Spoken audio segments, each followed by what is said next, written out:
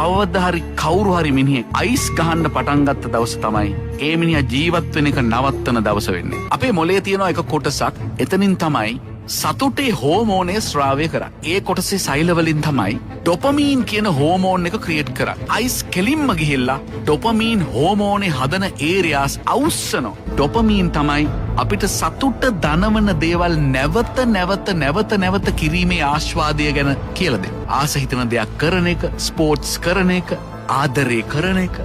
යම්කිසි ක්‍රියාවකින් ඩොපමීන් එනවා නම් අපේ ඇඟ අපිට නිතරම කියනවා, අපේ මොළය නිතරම කියනවා, ඒ ඩොපමීන් එන වැඩේ ආයි කරන්න බබා. මේ ක්‍රිස්ටල් මෙත් එකෙන් මොළයේ තියෙන ඩොපමීන් ස්‍රාවය කරන සෛල අවුස්සනවා.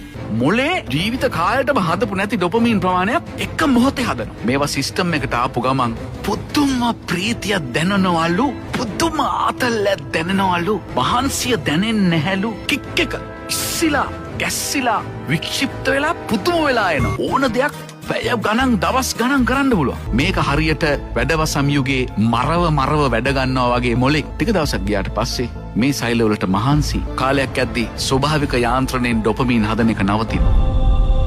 දැන් වැඩ කරන්නේ කෙමිකල් එකට විතරයි. තවදුරටත් ස්වභාවික යාන්ත්‍රණය යටතේ ඩොපමීන් හදාගන්න මේ සෛල වලට බැරි වෙනවා. අයිස් ටිකක් ගැහුවොත් විතරක් අමාරුවෙන් ඩොපමීන් කොහොම හරි ටිකක් හදනවා. ඒවා වැඩ කරන්නේ තවදුරටත් කෙමිකල් වලට විතරමයි.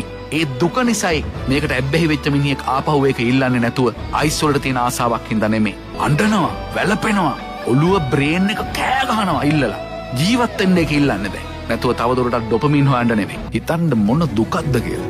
අන්න මිනිස්සු හොල්මන් වගේ වෙන්න ගන්නවා. සම්පූර්ණයෙන්ම තිරිසනෙක් වෙනවා. දැන් ඒ පුද්ගලයාටම තේරෙනවා මේක උනේ අයිස් ගහලාගේ. එයාට අයිස් ඕනේ නැහැ. එයාට ඩොපමීන් ඕනේ. ඩොපමීන් ඕන නිසා එයා වඳිනවා.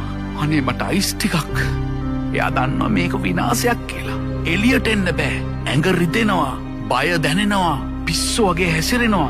ඔළුව කියනවා අයිස් ගහලා මේක උනේ. මිනිහා දන්නවා අයිස් ගහන්න විනාශ වෙනවා. නමුත් මේ වෙලාවේ තියෙන මානසික වේදනාව, ශාරීරික වේදනාව දරා ගන්න බෑ. ආයි හොයනවා. ආයි වලෙන් වලටම යනවා. මේ තමයි ක්‍රිස්ටල් මෙත්ස් වල තියෙන ඉෆෙක්ට්. ගැලවෙන්න ඕන උනත් ගැලවෙන්න බැරි ඩ්‍රග් එකක් කියලා කියන්නේ ඒකයි. ඉන්ග්‍රීඩියන්ස් ටික ගැන හිතුවාමත් ඇති. පෝර හදන්න පාවිච්චි කරන කෙමිකල් එකක්, ටොයිලට් සුද්ධ කරන්න පාවිච්චි කරන සැර කෙමිකල් එකක්, බැටරි හදන්න පාවිච්චි කරන ඉන්ග්‍රීඩියන්ට් එකක්, ෆයර්වර්ක්ස් හදන්න පාවිච්චි කරන එකක්, තින්තවල දුෂ්‍රාවිතාවය අඩු කරන්න පාවිච්චි කරන එකක්, ගම් හදන්න පාවිච්චි කරන කෙමිකල් එකක්, කාර් බැටරි වලට දාන ඇසිඩ් එක. ඔන්න ක්‍රිස්ටල් මෙත් වල තියෙන ඒවා. ක්‍රිස්ටල් මෙත් මේක යක්ෂයාගේ නිර්මාණයක් කියලා. යක්ෂයා හැම විටම පෙනී හිටිනවා කියලා කියන්නේ හරීම පියෝ විදියට, හරීම අහිංසක විදිහට, හරීම පිරිසිදු, හරීම නිර්මල විදිහට. ක්‍රිස්ටල් කියන එක අදහස පියෝ කියන එක. ඩෙත් කියන එක වහන්න පාවිච්චි කරපු ඩිකෝයි එකක්. මෙත් කියන වචන. එතකොට ක්‍රිස්ටල් මෙත් කියන්නේ ගණන් හදලා බැලුවොත් පියෝ ඩෙත්. අපේ දරුවෙක් දෙන්න වැටෙන්න ඕනේ නැහැ.